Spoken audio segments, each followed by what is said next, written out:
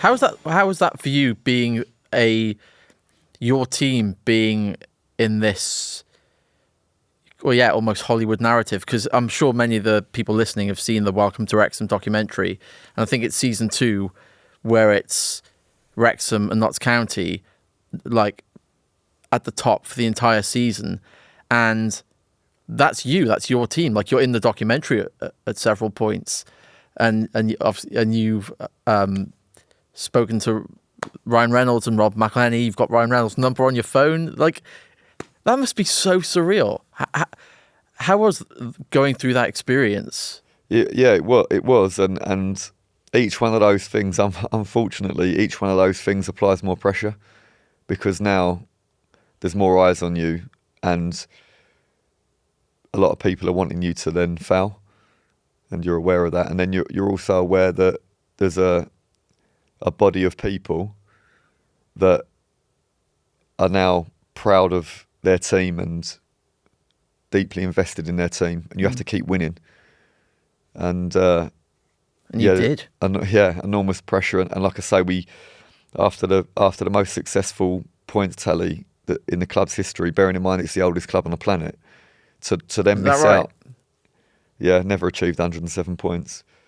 There's only 16 coaches in the history of British football, I believe, that have got more than 100, and 2 of us done it in the same season in the same league. So then we have to go to the playoffs, and we've never been more than 1-0 down at half-time in the entire season. We're 2-0 down at half-time in the playoff semi-final. Who to? To Bournemouth. And then we score a last-minute winner, and we win 3-2. So now we go to Wembley. We're 1-0 down after 3 minutes at Wembley. We equalise. We go to extra time. We go 1-0 down in extra time, so we're 2-1 down in the game. We equalise in the last minute. We go to penalties, and we win on penalties. It's impossible. And so then, in the January, I moved to Swansea. Yeah. And I think our first 7 games we played 5 of the top 6 teams, and so we were perilously close to a relegation battle, and the pressure ramped up. But yeah, it is difficult to escape the pressure. Yeah. Yeah. Is there anything you've learned from football management that makes you a better dad, do you think? I think that the one thing that players will tell you that they want more than anything else is they want you to be direct and honest with them. And I'm probably too direct at times with my boys because they're so young. And I feel like that's an area where I definitely fail, because I'm not able well enough to shift my mindset from the confrontational, hostile environment that I often have to function in, and then come home, and disciplining a 4 and a 5-year-old is different to disciplining a 25-year-old.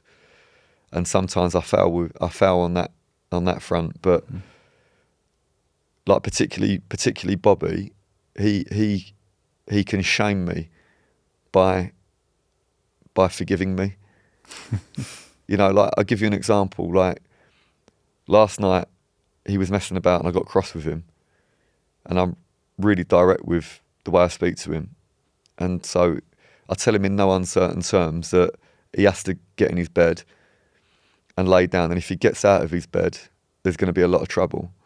And like I say, probably too direct for it, but that's what happened. And then I felt really bad, and so I said to him, "Look, I'll lay down on the floor next to you."